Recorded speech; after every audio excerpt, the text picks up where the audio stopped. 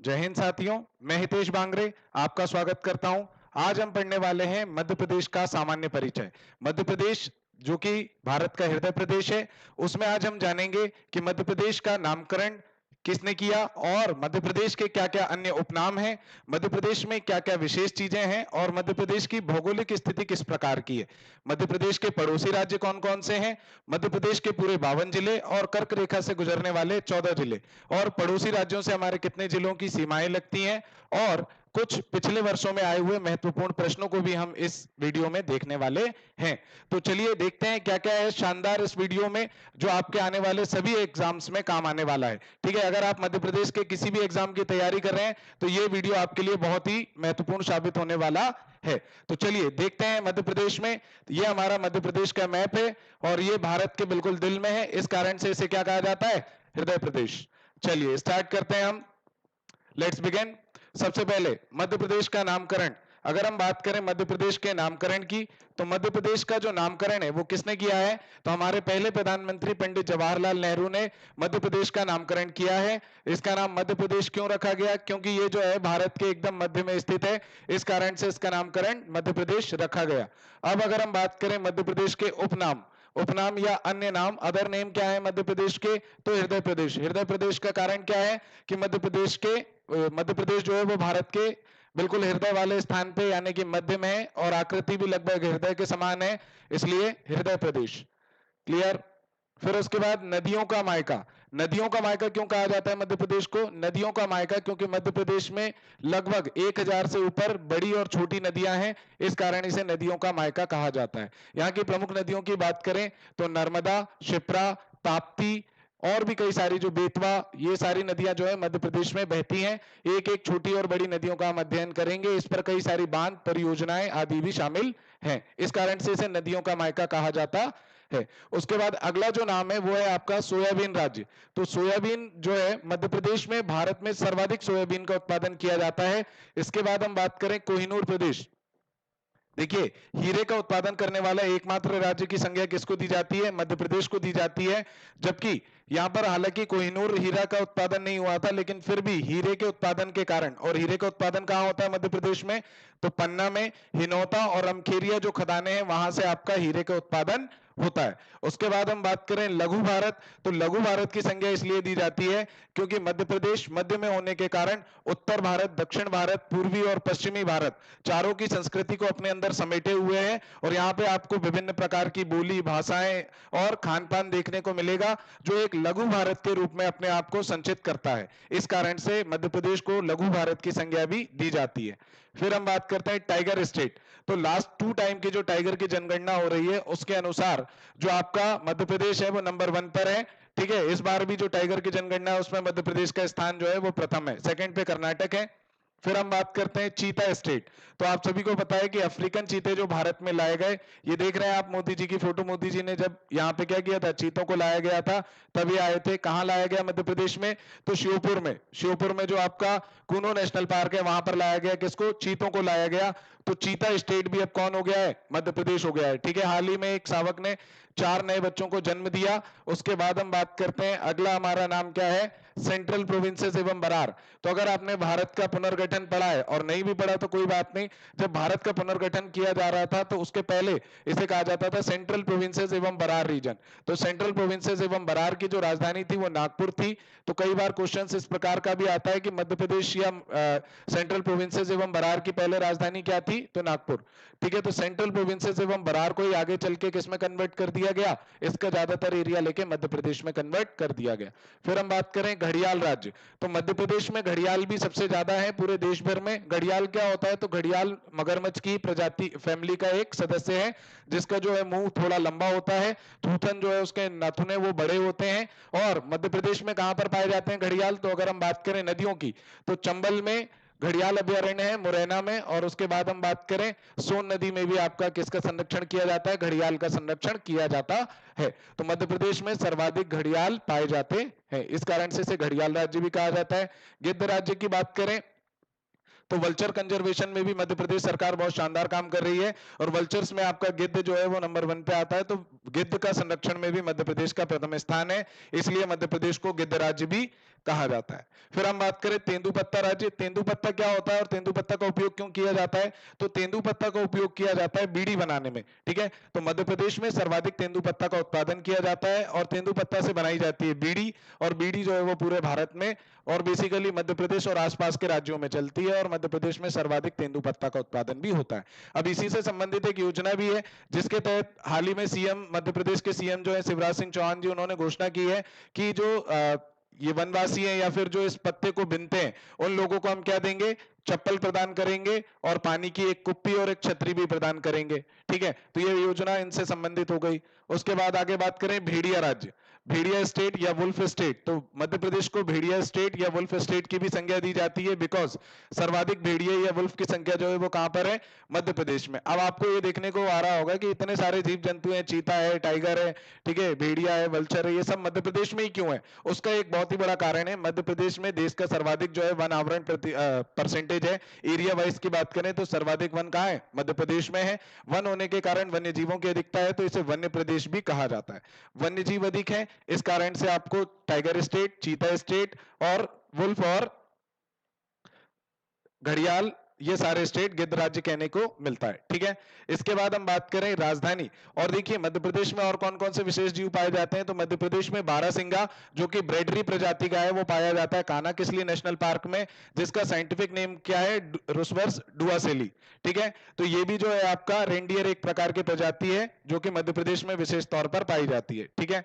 और बात करें राजधानी की, तो मध्य प्रदेश की राजधानी जो है वो भोपाल है, और प्रशासनिक राजधानी भी आप इसे कह सकते हैं। जबकि हम ग्रीष्मकालीन राजधानी की बात करें, समर कैपिटल जो है हम पचमढ़ी को कहते हैं, ठीक है। ग्रीष्मकालीन अगर राजधानी की बात करें तो हम किसे कहते हैं? ग्रीष्मकालीन राजधानी, ग्रीष्मकालीन राजधानी पचमढ़ी, ठीक है। इसे पर्यटकों का स्वर्ग भी कहा जाता है जो कि होशंगाबाद जिले में लोकेटेड है। और इसके बाद अब अगर हम बात करें खेल राजधानी, तो मध्य प्रदेश की खेल राजधानी है इंदौर। मध्य प्रदेश की औद्योगिक राजधानी भी है हमारी इंदौर। तो इस प्रकार से राजधानियों में भी कई सारे प्रकार जो है हम इसको विस्तृत करते हैं। तो मूल रूप से राजधानी अगर प्रशासनिक संरचना के हिसाब से देखें तो कौन हो जाएगा? भोपाल। और बाकी अन्य राजधानियां ग्रीष्मकालीन में आपका पचमढ़ी, औद्योगिक राजधानी इंदौर, खेल राजधानी इंदौर, ठीक है। फिर चलते हैं आगे, देखते हैं और क्या है। आगे बात करें ज्योतिर्लिंग की, तो मध्य प्रदेश बहुत ही अनोखा राज्य है। यहाँ पर भगवान शिव के जो 12 ज्योतिर्लिंग पूरे देश में हैं, उनमें से 2 ज्योतिर्लिंग जो है मध्य प्रदेश में भी है। मध्य प्रदेश में पहला जो ज्योतिर्लिंग है वो है महाकालेश्वर ज्योतिर्लिंग, जो कि उज्जैन में लोकेटेड है, ठीक है। और ये किस नदी के तट पर है? शिप्रा नदी के तट पर लोकेटेड है। शिप्रा नदी वही नदी है जहां पे अमृत मंथन के समय पे क्या गिरा था? अमृत घट छलका था। और हर 12 साल में वहां पे क्या होता है? कुंभ का मेला लगता है, ठीक है। और अभी हाल ही में महाकाल लोक का उद्घाटन जो है प्रधानमंत्री मोदी ने यहां पर किया। इसी तर्ज पर मध्य प्रदेश में सलकनपुर जो कि सीहोर जिले में है, शारदा माता का मंदिर जो कि आपका मैहर में है, इन सारे जो धार्मिक तीर्थ स्थल हैं वहां पर भी क्या किया जा रहा है? महाकाल लोक की तर्ज पर लोक बनाया जा रहा है, ठीक है। फिर उसके बाद आगे आ जाते हैं, यहां पर आपका ममलेश्वर, ममलेश्वर जो ज्योतिर्लिंग है ये कहां पर है? यहां पर मां नर्मदा के तट पर ये ज्योतिर्लिंग स्थित है। यहां पर ओम आकृति बनाती है मां नर्मदा, जिस कारण से इसका नाम ओमकारेश्वर है। और ये जिले की बात करें तो खंडवा जिले में ये लोकेटेड है, ठीक है। इसका नाम है ममलेश्वर ज्योतिर्लिंग, ओमकारेश्वर खंडवा में ये लोकेटेड है। दोनों जो नदियां हैं, पहली नदी आपकी शिप्रा है और दूसरी आपकी नर्मदा है, ठीक है। दोनों पवित्र नदियां मानी जाती हैं। और इसके बाद आ जाते हैं आगे, तो दोनों पवित्र जो ज्योतिर्लिंग वाला स्थान है वो कौन है? मध्य प्रदेश। इसके बाद हम देखेंगे क्या मध्य प्रदेश में 52 जिलों को कैसे लोकेटेड करें, कैसे आप 52 जिलों को एक ही क्लास में याद कर सकते हैं, उसे हम यहां पर बनाने की कोशिश करते हैं, ठीक है। तो मध्य प्रदेश का एक सामान्य सा मैप अगर हम ड्रॉ करें,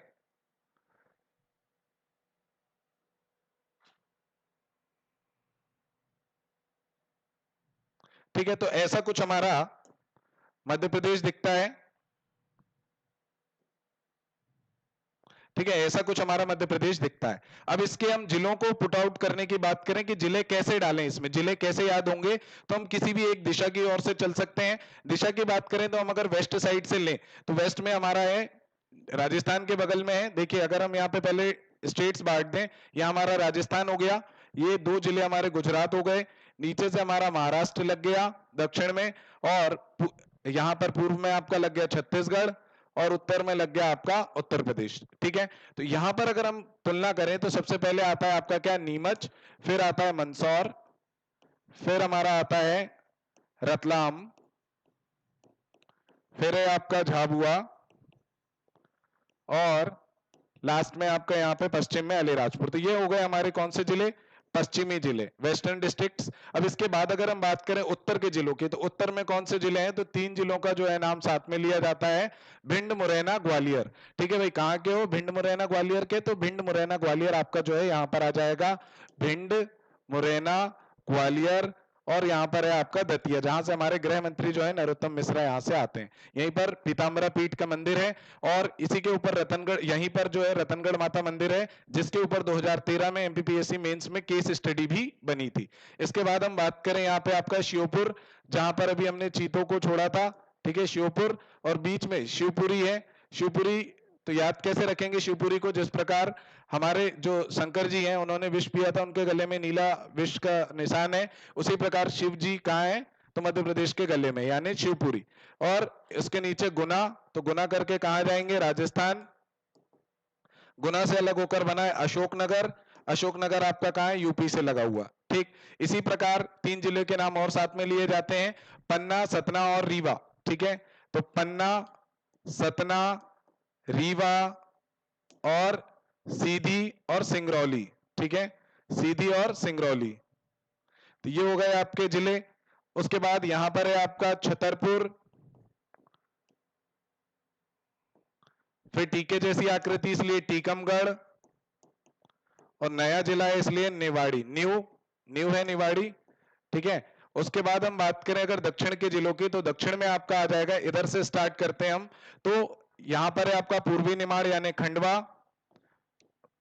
पश्चिमी निमाड़ है खरगोन। तो पूर्वी निमाड़ से अलग होकर बना है आपका क्या, बुरहानपुर, और पश्चिमी निमाड़ से अलग होकर बना है आपका 4 अक्षर का खरगोन, 4 अक्षर का बड़वानी। ठीक है, उसके बाद हम बात करें और कौन से जिले हैं, तो जस्ट इसके ऊपर है आपका डीआईडी, डीआईडी यानी डांस इंडिया डांस नहीं है, ये है आपका धार, इंदौर और देवास। कौन कौन से हैं, धार, इंदौर और देवास। ठीक है, धार, इंदौर और देवास है। उसके बाद हम बात करें, यहां पर है आपका हरदा, होशंगाबाद, हरदा, होशंगाबाद। उसके जस्ट बगल में है आपका कौन सा, बैतूल, छिंदवाड़ा, सिवनी और बालाघाट। ये हो गए आपके दक्षिणी जिले, होशंगाबाद, बैतूल, छिंदवाड़ा, सिवनी और बालाघाट। जस्ट बालाघाट से लगा हुआ है आपका कौन सा, मंडला, और मंडला से लगा हुआ है डिंडोरी, मंडला, डिंडोरी और अनूपपुर। ठीक है, मंडला, डिंडोरी, अनूपपुर और शहडोल। यहां पर है आपका सीधी, सिंगरौली और शहडोल। शहडोल को अभी हम 2 मिनट बाद लिखेंगे। अगर हम इसकी नंबरिंग कर दें, नंबरिंग की बात करें, अगर इसकी हम नंबरिंग करें, कितने जिले अभी तक हो गए हमारे, तो 1 2 3 4 5 6 7 8 9 10 11 12 13, फिर उसके बाद 14 15 16 17 18 19 और 20 21 22 23 24 25 26 27 28 29। ठीक है, 29, और इधर आ जाए तो 30 31 32 33 34 35 36 37, 37 ये हो गए आपके। अब उसके बाद अगर हम बात करें कौन से जिले, कर्क रेखा वाले जिले, कर्क रेखा वाले जिले कौन से हो जाएंगे हमारे, तो कर्क रेखा वाले जिले हैं आपके रतलाम, उज्जैन, आगरमालवा, फिर उसके बाद राजगढ़, सीहोर, भोपाल, विदिशा, रायसेन,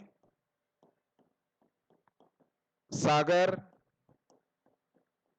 दमोह, जबलपुर और कटनी, उमरिया और शहडोल, 3 जिले हम यहां लिख ले रहे हैं, कटनी, उमरिया और शहडोल। ठीक है, अब इन जिलों को और जोड़ दिया जाए तो हमने अभी जोड़ लिया, रतलाम हम लिख चुके थे, रतलाम के अलावा हमने कितने जिले लिखे हैं, 1 2 3 4 5 6 7 8 9 10 11 12 13, तो 37 और 13 हम जोड़ दें अगर, कितने हो जाएंगे आपके, 37 10 47 और 3 50। अब 2 जिले जो हमारे बच गए वो कौन से हैं, तो ये है आपका यहाँ पर एक जबलपुर के जस्ट बगल में आपका आ जाएगा नरसिंहपुर, ठीक है, जिसको हमने नहीं लिखा है, तो नरसिंहपुर हो गया आपका 51, और यहां पर आगर के बगल में जस्ट है शाजापुर, ठीक है, तो शाजापुर, इसको मिला के कितने जिले हो गए, 52 जिले। ठीक, एक बार और देखेंगे तो पश्चिम में हमने देखा क्या, नीमच, मंदसौर, रतलाम, झाबुआ, अलीराजपुर, ये जिले जो हैं हमारे वेस्टर्न जिले हैं। उत्तर की बात की हमने, भिंड, मुरैना, ग्वालियर, दतिया, श्योपुर, शिवपुरी, गुना और अशोकनगर। ठीक है, उसके बाद हम आ गए कहां पे, पूर्वी साइड में, पन्ना, सतना, रीवा, सीधी, सिंगरौली, छतरपुर, टीकमगढ़ और निवाड़ी। फिर आ गए हम कहां पर, यहां पर आपका शाजापुर लिख लिया हमने, फिर हम आए डीआईडी पे, धार, इंदौर, देवास, फिर हमने देखा पूर्वी निमाड़, खंडवा, खरगोन, खंडवा से अलग होकर बुरहानपुर, खरगोन से अलग होकर बड़वानी। ठीक, फिर हमने देखा हरदा, होशंगाबाद, बैतूल, छिंदवाड़ा, सिवनी, बालाघाट, मंडला, ढिंडोरी और अनूपपुर। इस प्रकार से आपके, और अनूपपुर के यही जस्ट जबलपुर के बगल में आपका नरसिंहपुर। और हमने यहाँ पर देख लिया आपके कौन से जिले, कर्क रेखा वाले जिले, इनकी अभी मैं आपको एक शॉर्ट ट्रिक भी बताऊंगा जिससे आपके लिए बहुत ही आसान हो जाएगा। रतलाम, उज्जैन, आगरमालवा, राजगढ़, सीहोर, भोपाल, विदिशा, रायसेन, दमोह, जबलपुर, सागर और कटनी और उमरिया, शहडोल। टोटल जिले कितने हैं, 14। इनके लिए मैं एक शॉर्ट ट्रिक बता दे रहा हूं, ज्यादातर जो स्टूडेंट्स हैं वो उसको प्रयोग करते हैं और 14 जिले जो है बहुत आसानी से याद हो जाते हैं। अगर आप भी करना चाहते हैं तो मैं 1 मिनट में आपको ये जिले याद करा देता हूं, ठीक है। चलिए, तो कैसे याद करें हम 1 मिनट में, जस्ट वॉच इट।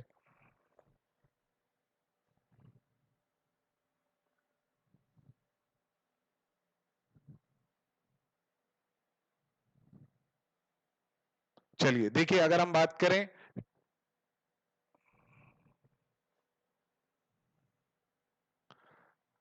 चलिए, तो ये जो हमारी है मध्य प्रदेश के एकदम किससे गुजरती है, मध्य से गुजरती है, कौन सी, कर्क रेखा। इसकी ट्रिक अगर आप याद करना चाहें तो ट्रिक हो सकती है रऊ, आरासी, भंवरसा, दमजब कटनी, दमजब कटनी, उमरसा, उमरसा। ठीक है, तो एक राजस्थानी लोक गायक क्या जैसे ये बन गया, लोक गायन जैसे, तो रऊ, आरासी, भंवरसा, दमजब कटनी, उमरसा, 2-3 बार आप बोलेंगे याद हो जाएगा, रऊ, आरासी, भंवरसा, दमजब कटनी, उमरसा, रऊ, आरासी, भंवरसा, दमजब कटनी, उमरसा। तो र से आपका हो जाएगा रतलाम, रतलाम, ऊ से हो जाएगा आपका उज्जैन, आ से आगरमालवा, रा से राजगढ़,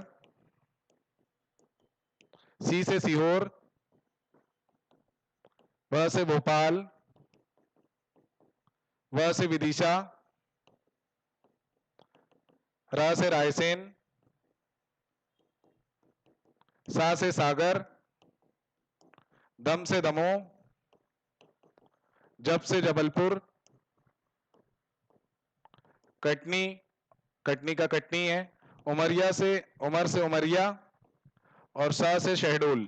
तो ये जो है हमारे 14 जिले हो गए किसके, कर्क रेखा वाले। तो ट्रिक आप चाहें तो लिख लें, रऊ, आरासी, भंवरसा, दमजब कटनी, उमरसा। ठीक है, ये बहुत ही शानदार और बेहतरीन ट्रिक है जिसके माध्यम से आपको मध्य प्रदेश में कर्क रेखा से गुजरने वाले 14 जिले जो हैं वो पता लग जाएंगे। अब कर्क रेखा क्या होती है, अगर इसके बारे में थोड़ी सी चर्चा कर लें हम। ठीक है, कर्क रेखा जो हमने बात की, कर्क रेखा होती क्या है, तो अगर भारत के परिप्रेक्ष्य में देखें, ठीक है, अभी इसके बारे में थोड़ा सा बेसिक सा कंसेप्ट आपको बता देता हूं, कर्क रेखा क्या होती है और मध्य प्रदेश में और भारत में कहां से गुजरती है। तो देखिए, ये अगर हमारा ग्लोब है या पृथ्वी है, इसमें जो मध्य से गुजरती है इसे हम भूमध्य रेखा कहते हैं या 0 डिग्री इक्वेटोरियल, जबकि 23.5 डिग्री कहते हैं हम किसे, कर्क रेखा को, या फिर ट्रॉपिक ऑफ कैंसर। उसके बाद 23.5 डिग्री नीचे से जो गुजरती है उसको हम क्या कह देते हैं, मकर रेखा या ट्रॉपिक ऑफ कैप्रिकॉर्न। अब भारत जो है वो लोकेटेड कहाँ है, 0 डिग्री अगर हम मेरिडियन की बात करें तो भारत जो है वो यहाँ कहीं लोकेटेड है, ठीक है। उसमें भी मध्य प्रदेश आपका यहाँ पर है। तो भोपाल से जो रेखा गुजरती है या फिर जो आपका 14 जिलों से गुजरती है वो रेखा कौन सी है, ये वाली रेखा है, ठीक है। तो ये आपकी कौन सी हो गई, कर्क रेखा। क्लियर। चलिए आगे आ जाते हैं हम।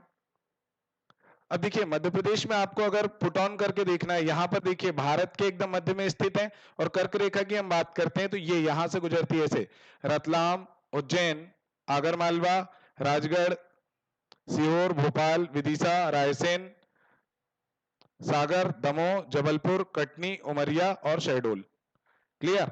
इस प्रकार से आपका ये 14 जिलों से गुजर जाती है। इसके बाद हम बात करें, देखिए ये कुछ इस प्रकार से है, ये कर्क रेखा आ रही है, ये राजस्थान है, उत्तर प्रदेश, छत्तीसगढ़, महाराष्ट्र और गुजरात, ये हमारे पड़ोसी राज्य हैं। और ये कर्क रेखा आई आपकी, ये रतलाम, उज्जैन, आगर, राजगढ़, फिर उसके बाद सीहोर, भोपाल, विदिशा, रायसेन, सागर, दमोह, जबलपुर, कटनी, उमरिया और शहडोल। इस प्रकार से 14 जिलों से कर्क रेखा जो है वो गुजर जाती है।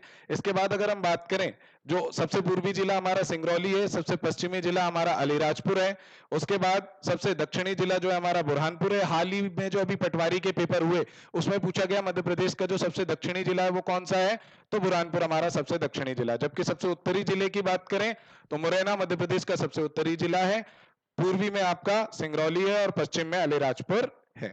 अब अगर हम बात करें मध्य प्रदेश के कितने जिलों से होकर कर्क रेखा गुजरती है, तो मध्य प्रदेश के 14 जिलों से होकर कर्क रेखा गुजरती है। और भारत के कितने राज्यों से होकर गुजरती है, तो भारत के 8 राज्यों से गुजरती है। कौन कौन से हैं, तो देखिए गुजरात, राजस्थान, मध्य प्रदेश, छत्तीसगढ़, झारखंड और उसके बाद आ जाएगा आपका मिजोरम और त्रिपुरा। तो यहां पर कितने राज्य हो गए आपके, 8 राज्य हो गए, ठीक है। फिर हम बात करते हैं, अगर देखें इसका भौगोलिक विस्तार कितना है, तो 74 डिग्री 9 मिनट से लेके 82 डिग्री 48 मिनट तक। अब ये कैसा है, यहां से देखिए आप, पश्चिम से पूर्व की ओर विस्तार, इसको अगर हम बात करें, ये जो पश्चिम से यहाँ 0 डिग्री चालू हुआ, 1 डिग्री 2 डिग्री चालू होके, तो यहां पर मध्य प्रदेश का जो विस्तार है, ठीक है, मध्य प्रदेश का विस्तार चालू हुआ 74 डिग्री 9 मिनट से लेके तो 82 डिग्री 48 मिनट तक इसका क्या चल रहा है, विस्तार चल रहा है। पश्चिम से पूरब की ओर विस्तार कितना है, 74 9 से 82 48 डिग्री। और मध्य प्रदेश के अगर क्षेत्रफल की बात करें तो 308 252 वर्ग किलोमीटर जो है मध्य प्रदेश का क्षेत्रफल है। क्लियर, वर्ग किलोमीटर। और इसकी हम बात करें,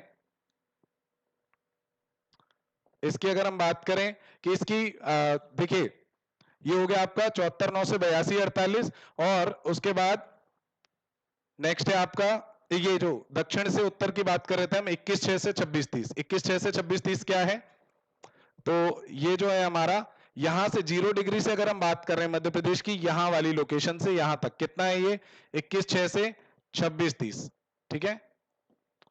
21 6 से 26 30 इसका क्या है, पूर्वी देशांतर, ये वाला पूर्वी देशांतर है। और ये आपका क्या है, उत्तरी अक्षांश है, क्योंकि उत्तर की ओर जा रहा है तो उत्तरी अक्षांश। और ये वाला क्या है, पूर्वी देशांतर। तो 74 9 से आपका 82 48 है पूर्वी देशांतर, और 21 6 से 26 30 क्या है आपका, उत्तरी अक्षांश। क्लियर, अक्ष अंश की बात हो रही है। फिर आगे आ जाते हैं हम। इसके बाद हमें देखना है आपका कर्क रेखा वाला हमने देख लिया। फिर देखेंगे मध्य प्रदेश के जो संभाग है, संभाग वाइज कितने, पहली चीज हम देखेंगे पड़ोसी राज्यों से कितने जिलों की सीमाएं लगती है। तो मध्य प्रदेश के कितने जिले जो हैं किस राज्य से टच होते हैं। सबसे पहले हम आ जाते हैं राजस्थान के साइड। राजस्थान को टच करने वाले जिले हमारे कौन कौन से हैं, तो सबसे पहला है आपका कौन सा, झाबुआ। फिर है आपका रतलाम, मंदसौर, नीमच, आगरमालवा, राजगढ़, गुना, शिवपुरी, श्योपुर और मुरैना। तो 1 2 3 4 5 6 7 8 9 10। तो ये 10 जिले जो हमारे किसको टच करते हैं, राजस्थान को। फिर से देख लें, झाबुआ, रतलाम, मंदसौर, नीमच, आगरमालवा और राजगढ़, गुना, शिवपुरी, श्योपुर और मुरैना, ये जिले हमारे किसको टच करते हैं, राजस्थान को। 10 जिले। उसके बाद आ जाते हैं गुजरात में। गुजरात में है आपका झाबुआ और अलीराजपुर, केवल 2 जिले जो हैं गुजरात को टच करते हैं। इसके बाद सीधे आ जाते हैं हम कहां पे, महाराष्ट्र में। महाराष्ट्र में कितने जिले हैं, 9 जिले। तो महाराष्ट्र में पहला है आपका अलीराजपुर, फिर है आपका बुरहानपुर, खंडवा, खरगोन, बड़वानी, ये आपका बड़वानी, फिर ये खरगोन, बुरहानपुर, खंडवा, फिर है आपका बैतूल, छिंदवाड़ा, सिवनी और बालाघाट। 1 2 3 4 5 6 7 8 9, ठीक है, अलीराजपुर, बड़वानी, खरगोन, खंडवा, बुरहानपुर, बैतूल, छिंदवाड़ा, सिवनी और बालाघाट, ये सारे जिले हमारे किसकी सीमा टच करते हैं? ये टच करते हैं महाराष्ट्र का बॉर्डर, 9 जिले। क्लियर। इसके बाद अगर हम बात करें छत्तीसगढ़ की, तो छत्तीसगढ़ से हमारे टच होते हैं 6 जिले। हाल ही में इनसे अभी हम related previous year question paper भी डिस्कस करेंगे लास्ट में, लेकिन देखते हैं कौन से 6 जिले जो है वो छत्तीसगढ़ की सीमा को टच करते हैं। उनमें हमारा पहला बालाघाट, बालाघाट के बाद है आपका क्या? डिंडोरी, फिर है आपका यहां से अगर हम बात करें सीधी, सिंगरौली, फिर आ जाता है आपका शहडोल, फिर आ जाता है हमारा अनूपपुर, अनूपपुर के बाद आपका डिंडोरी और फिर बालाघाट। ठीक है, मंडला जो है हमारा अंदर लोकेटेड है और इसी प्रकार से आपके होते हैं 6। ठीक है, मंडला इस मैप में आपको बाहर दिख रहा है, लेकिन ये जो है इस प्रकार से है, मंडला लैंडलॉक्ड है, अदर स्टेट से हमारा शेयर नहीं करता। बालाघाट, डिंडोरी, अनूपपुर, शहडोल, सीधी और सिंगरौली, ये 6 जिले जो है वो छत्तीसगढ़ से बॉर्डर शेयर करते हैं। कई सारी बुक्स में जो है ये डिस्प्यूट रहता है, लेकिन 6 जिले बिल्कुल सही आंसर है, आयोग ने भी इसे माना हुआ है। ठीक, आगे आ जाते हैं हम उत्तर प्रदेश के साथ 13 जिले। उत्तर प्रदेश के 13 जिले, सबसे पहला चालू होता है आपका मुरैना, फिर है भिंड, फिर दतिया, शिवपुरी, फिर है आपका अशोकनगर, यहां पर आ जाएगा हमारा छतरपुर, फिर टीकमगढ़, निवाड़ी, और उसके बाद अगला ये सागर, टीकमगढ़, निवाड़ी, छतरपुर, फिर आ जाएगा पन्ना, सतना, रीवा, सीधी और सिंगरौली। तो जोड़ लीजिए कितने हो गए? 1 2 3 4 5 6 7 8 9 10 11 12 और ये 13। ठीक है, 13 जिले जो है हमारे किससे हो गए? यूपी से कनेक्ट हो गए। क्लियर। 13 जिले हमारे किससे सीमा साझा करते हैं? उत्तर प्रदेश से। पहले जो ये थी संख्या 12 थी, लेकिन नया जिला निवाड़ी आने के बाद से ये संख्या हो गई है 13। इसके बाद आगे आ जाते हैं हम, अगला पॉइंट है हमारा क्या? अब देखिए इनको अगर हम जिलों को संभागवार बांट लें, संभागों की बात करें, संभाग क्या होते हैं? डिवीजन होते हैं। डिवीजन में कितने कितने जिले हैं, कौन कौन सा जिला जो है वो किस संभाग में आता है, इसकी अगर हम बात करें, सबसे पहला हमारा है चंबल संभाग। चंबल संभाग में हमारे जिले आते हैं 3। कौन कौन से? मुरैना, और उसके बाद आता है आपका भिंड, मुरैना और श्योपुर, ये 3 जिले जो है चंबल संभाग में आते हैं। 3 जिले वाले संभाग और कौन कौन से हैं? तो ये जो आपका शहडोल है, शहडोल में भी आपके 3 जिले आते हैं। उसके अलावा नर्मदापुरम, नर्मदापुरम में भी हमारे 3 जिले आते हैं। इंदौर व जबलपुर की बात करें तो इनमें 8 जिले जो हैं वो शामिल हैं, जबकि सागर में जो है आपके वो हैं 6 जिले, भोपाल में आपके 5, ग्वालियर में 5 और उज्जैन में 7 जिले जो हैं वो शामिल हैं। ठीक है, तो जोड़ लीजिए जरा, कितने हो गए हमारे? 5 दूनी 10 और 6 16 और 3 19, 19 और 3 हो गए आपके 22 और 8 30, 30 और 3 33, 33 और आपके 7 हो गए 40, 40 और 48, 48 के बाद 4 हमारे बच गए रीवा के, तो ये हो गए आपके 52। तो टोटल 52 जिले जो है मध्य प्रदेश में। इसके साथ ही एक नया जिला मऊगंज बनाने की घोषणा जो है मध्य प्रदेश के सीएम शिवराज सिंह चौहान कर चुके हैं, जो कि रीवा से अलग होकर बनेगा, लेकिन वो अभी फाइनली अप्रूव्ड नहीं हुआ है, उसकी कोई अधिसूचना नहीं आई है। 53वां जिला बनना है जिसका नाम मऊगंज है, रीवा से बनेगा, लेकिन अभी तक फाइनली उसको अधिसूचित नहीं किया गया, इस कारण से उसको अभी हम नहीं देखेंगे। ठीक है, आगे आ जाते हैं। इसके बाद अगर हम बात करें मध्य प्रदेश का स्थापना दिवस कब होता है, तो मध्य प्रदेश का स्थापना दिवस 1 नवंबर 1956 को होता है, और इसी दिन जो है मध्य प्रदेश की स्थापना की गई थी। आपको बताओ भारत में पुनर्गठन, राज्यों के पुनर्गठन भाषाई आधार पर हुआ, उसी आधार पर जो उसके अध्यक्ष थे राज्य भाषाई पुनर्गठन आयोग के फजल अली साहब थे, और उसके आधार पर ही मध्य प्रदेश का भी गठन हुआ 1 नवंबर 1956 को। और पुनर्गठन की बात करें, रीऑर्गेनाइजेशन कब हुआ मध्य प्रदेश का? 1 नवंबर सन 2000 को। क्या हुआ था? तो छत्तीसगढ़ को अलग कर दिया गया था, और मध्य प्रदेश से छत्तीसगढ़ को अलग करने के बाद इसका पुनर्गठन हो गया। फिर उसके बाद भौगोलिक अवस्थिति अभी हमने देखी 21/6 से 26/30 उत्तरी अक्षांश, जबकि 74/9 से 82/48 पूर्वी देशांतर। क्लियर। ये है।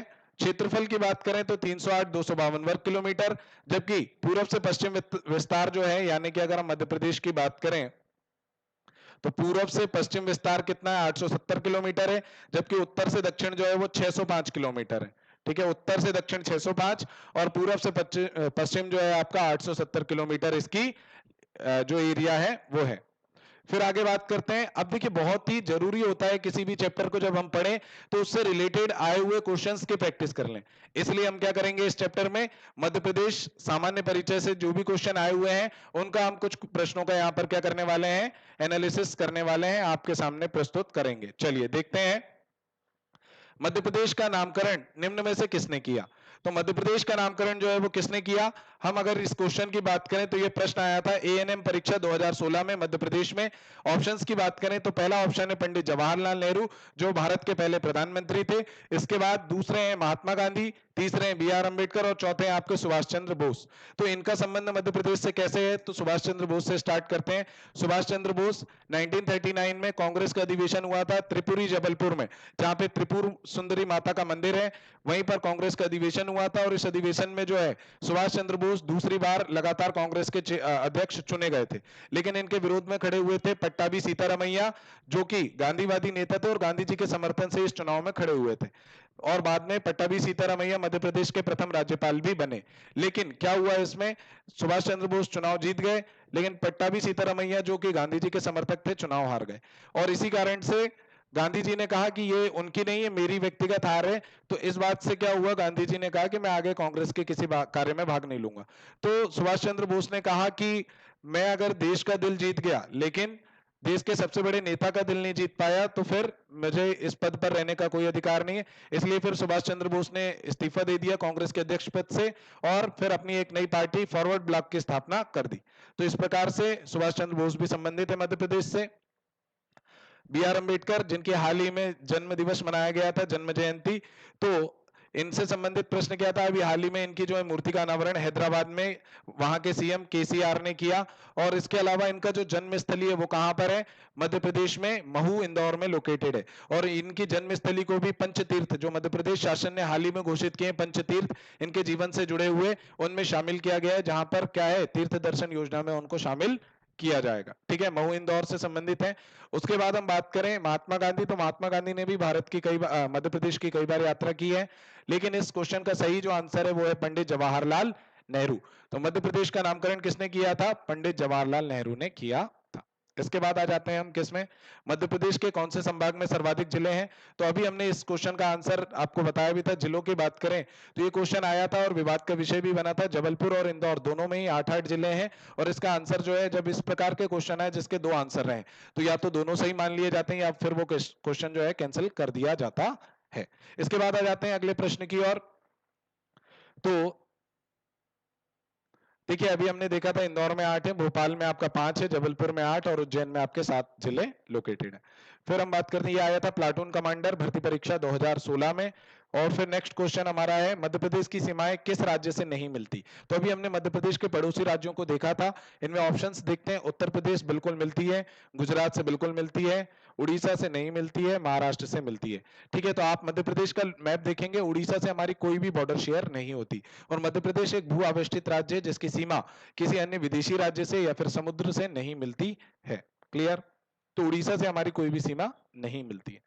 यह आया था पटवारी 2008 में। और इस बार के भी पटवारी एग्जाम में जो हाल ही में चल रहे थे उनमें भी ये क्वेश्चन पूछा गया है। फिर उसके बाद, किस राज्य को भारत का हृदय कहा जाता है? ठीक है, भारत का हृदय किसको कहा जाता है? तो हमने शुरुआत में ही देखा, यहाँ पर ऑप्शन है उत्तर प्रदेश, राजस्थान, मध्य प्रदेश या दिल्ली। तो जो भारत के हृदय में होगा वही हृदय प्रदेश है। और हृदय में कौन लोकेटेड है? मध्य प्रदेश। क्लियर? ये हो गया आपका आंसर, मध्य प्रदेश। ठीक।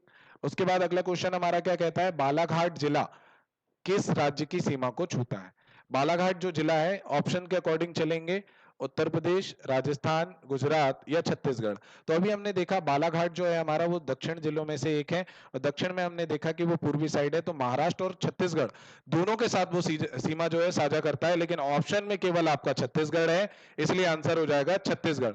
और ये जो क्वेश्चन है चतुर्थ श्रेणी परीक्षा 2015 में पूछा गया है। ठीक है। फिर अगला है, मध्य प्रदेश के उत्तर में स्थित राज्य कौन से हैं? तो उत्तर में आप अगर ऑप्शन देखें, उत्तर प्रदेश और राजस्थान, गुजरात व राजस्थान। तो गुजरात जो है वो हमारे पश्चिम में है मध्य प्रदेश के, जबकि उत्तर प्रदेश व छत्तीसगढ़ की बात करें तो छत्तीसगढ़ पूर्व में है। छत्तीसगढ़ व राजस्थान की बात करें तो छत्तीसगढ़ पूर्व में, जबकि राजस्थान जो है वो उत्तर और पश्चिम में है। अगर हम पहले ऑप्शन की तरफ देखें, उत्तर प्रदेश व राजस्थान, तो उत्तर प्रदेश हमारे नॉर्थ में है, जबकि राजस्थान का भी कुछ जो एरिया है वो नॉर्थ में आता है। तो ऑप्शन ए जो है आपका मोस्ट प्रोबेबल सही है। ठीक है, चलिए आगे